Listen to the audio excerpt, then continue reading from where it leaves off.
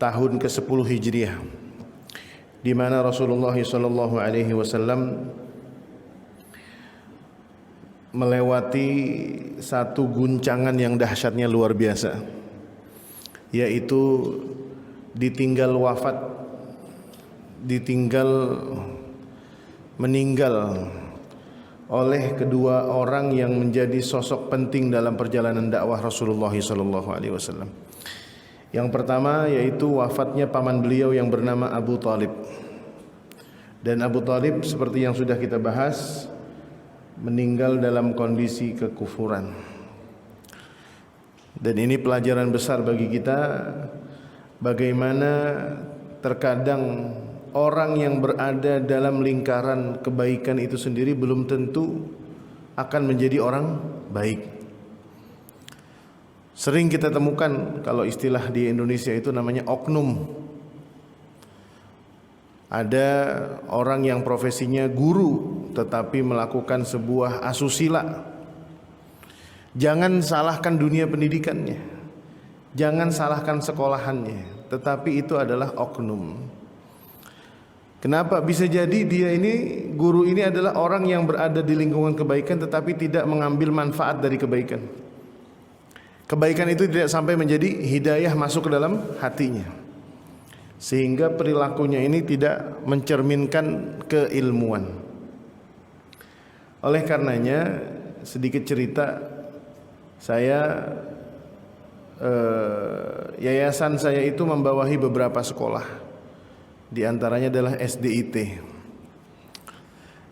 Saya dalam beberapa kebijakan terakhir ini 3 tahun belakangan menegaskan tentang beberapa hal yang berkaitan dengan perilaku dari bukan hanya murid tetapi pegawai sekalipun, OB, security, apalagi guru, tenaga pendidik maupun tenaga kependidikan.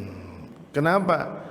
Karena bisa jadi pendidikan itu akan runtuh gambarannya disebabkan karena oknum. Misalnya, kita mengajarkan kebaikan dalam dunia pendidikan kita. Anak-anak diajarkan tentang akhlak, tentang ilmu, tentang Al-Quran, ngafalin Quran. Kemudian ada berita gurunya selingkuh. Sesama guru terlibat dalam tali asmara. Waduh, mending kalau jomblo sama jomblo, kalau bujang sama gadis. Itu sih bukan selingkuhan, namanya jodoh. Kita kawinin, kita amprogin, bahasa Betawi begitu. Tapi yang satu istri orang, yang satu suami orang, apa ceritanya? Dan kalau itu terjadi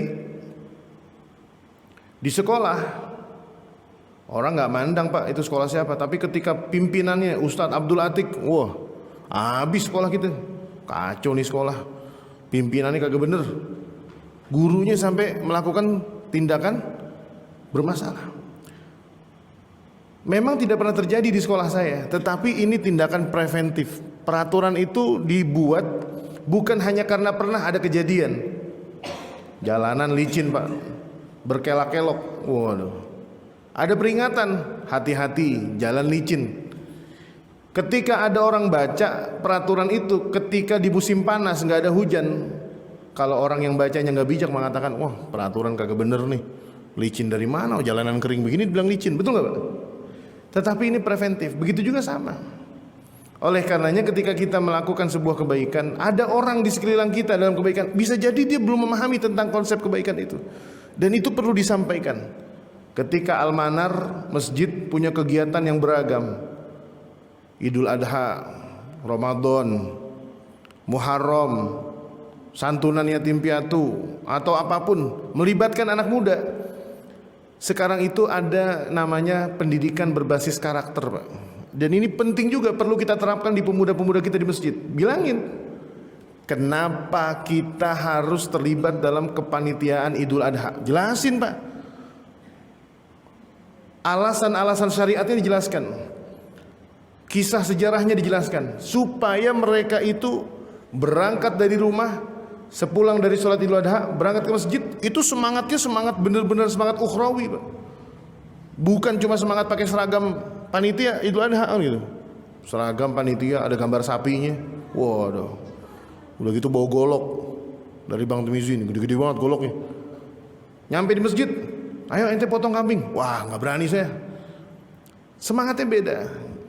Sehingga ketika dia menjadi bagian dari panitia panitia santunan yatim piatu dan duafa, semangat dia. Cuma bagian nakerin beras doang. Ente tugasnya bukan distribusi, tapi ente tugasnya nakerin beras. Satu plastik 3 liter. Semangat dia paham. Kenapa?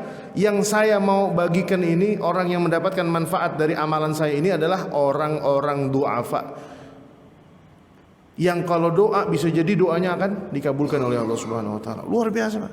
Dan ini harus dijelaskan.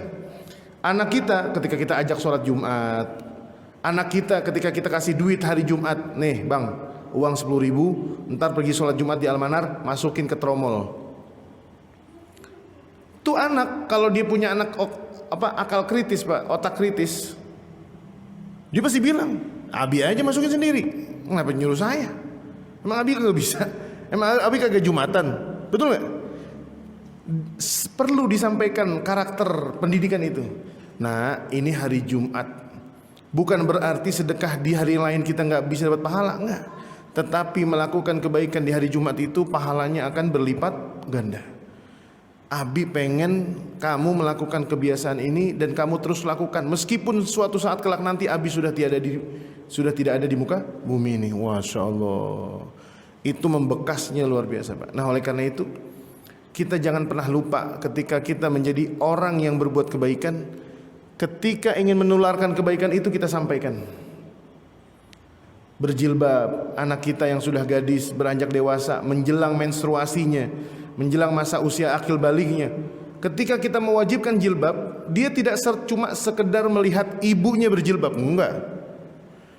Dia memahami bahwasanya alasan kewajiban dia berjilbab adalah karena kewajiban sebagai muslimah harus menutup aurat.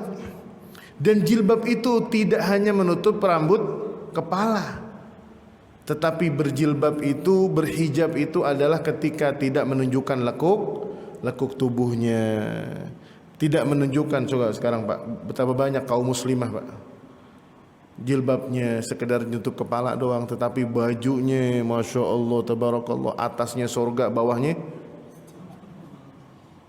atasnya udah benar surga, bawahnya Bapak lanjutin diri deh tuh. Anak-anak SMA kita, putri-putri kita SMA, Masya Allah udah rapi jilbabnya, seragamnya udah bener. Naik motor diboncengin bapaknya, dia nyemplak, tahu nyemplak, Pak? Boncengan itu betis kemana-mana. Aurat bukan tuh? Aurat. Makanya salah satu di antara peraturan sekolah saya yang saya terapkan, ini sedikit cerita aja, Pak. Saya bukan yang ngiklanin, nggak mungkin juga ngiklanin. Masa anak selipi kuliah Cilanda kan nggak mungkin, Pak.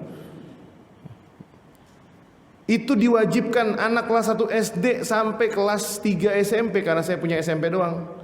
Itu perempuan, gadis, putri, siswi-siswi harus menggunakan celana panjang, yang bahkan dianjurkan bukan legging, bukan yang ketat, celana kulot. Kenapa? Kalau dia pulang sekolah, berangkat sekolah, diboncengin ayahnya, diboncengin tukang ojek, auratnya terjaga. Gimana mungkin nih anak pulang habis belajar Al-Quran, habis belajar ilmu agama, pulang auratnya ngablak, sengablak-ngablaknya. Padahal di bednya tertulis sekolah dasar Islam, nggak pakai terpadu. Kalaupun itu terpadunya dibuang, Islamnya dibuang, cukup sekolah aja. Itu kalau kata Ki Hajar Dewantara, tanggung jawab moralnya itu melebihi profesi apapun, Pak. Orang yang berkaitan dengan yang namanya sekolah.